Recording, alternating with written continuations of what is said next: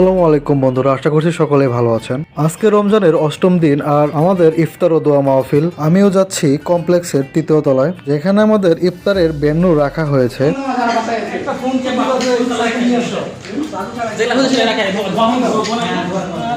যেতে না যেতেই দেখি কাজ পুরোদমে চলছে, আমিও শরিক হলাম। কেউ শরবত বানাচ্ছে, কেউ কাটাকাটি করছে, আবার কেউ ঘুষ গাছে ব্যস্ত। এই টিম ওয়ার্কটাই তো আসল আনন্দ, আর এইসব মুহূর্তই তো সবচেয়ে দামি। একসাথে কাজ করা, আড্ডা দেওয়া আর হাসি ঠাট্টার মাঝেও একটা ভালোবাসা থাকে, একটা আনন্দ থাকে। সবাই মিলে যেন একটা সুন্দর মুহূর্ত তৈরি হচ্ছে। আজকে সবাই কাজে এত অ্যাক্টিভ ছিল যে দেখে সত্যিই মুগ্ধ হয়ে গিয়েছি। এটাই ছিল আমাদের ব্যাচের যৌথভাবে প্রথম ইফতার। সর্বদা যাচ্ছে আর আসছে ব্রো বেদম সাহেব। হ্যাঁ রোল ভাই, তাকান তাকান, এটা ভাবি দেখবে দূর থেকে। সর্বদার চেহারাটা তো হয়েছে, তুইও কাজ করছিস ভাই।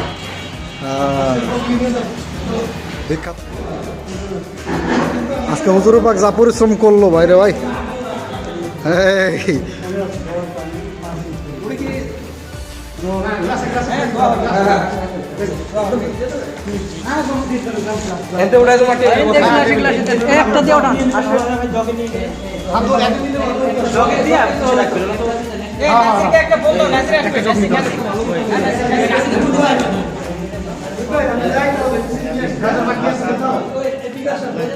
খাবারের আইটেম কি ছিল সেটা বড় বিষয় নয়, সবাই মিলে একসাথে খাওয়ার, একসাথে বসার, আড্ডা দেওয়ার আনন্দই যেন একটা আলাদা বিষয়।